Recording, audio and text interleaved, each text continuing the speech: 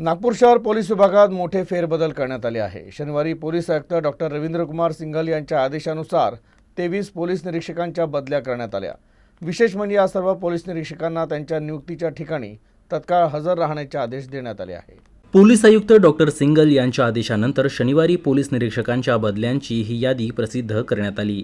Cyber police स्टेशनचे वरिष्ठ police निरीक्षक अमित डोळस यांना प्रतापनगर पोलीस स्टेशनची जबाबदारी देण्यात आली आहे। त्याचवेळी प्रतापनगरचे पीआय महेश सगळे यांना विशेष शाखेचा कार्यभार देण्यात आला आहे। याशिवाय अंबाझरी पोलीस ठाण्याचे प्रभारी विनायक गोऱ्हे यांना आर्थिक गुन्हे शाखेत पाठवण्यात आले, तर तहसील SHO संदीप बुआ यांना गुन्हे शाखा युनिट 5 ची जबाबदारी देण्यात आली आहे।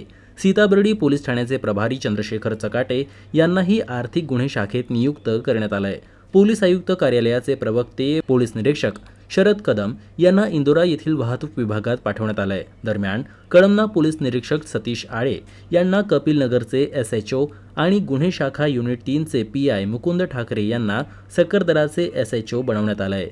बजाजनगरचे पोलीस निरीक्षक गुन्हे बलराम सुतार यांना सायबर पोलीस ठाण्यात पाठवण्यात आला आहे, तर जरीपटकाचे PI संजय सिंग यांना तहसील पोलीस ठाण्याची जबाबदारी देण्यात आली आहे।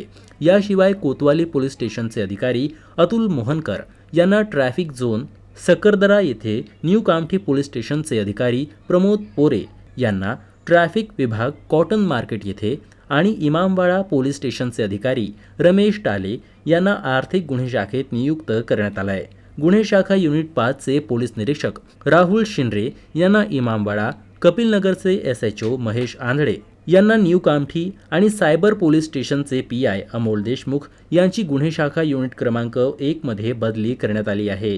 पोलीस विभागानं सर्व संबंधित अधिकाऱ्यांना त्यांच्या नवीन नियुक्तीच्या ठिकाणी तत्काळ हजर राहण्याचे आदेश जारी केले आहेत।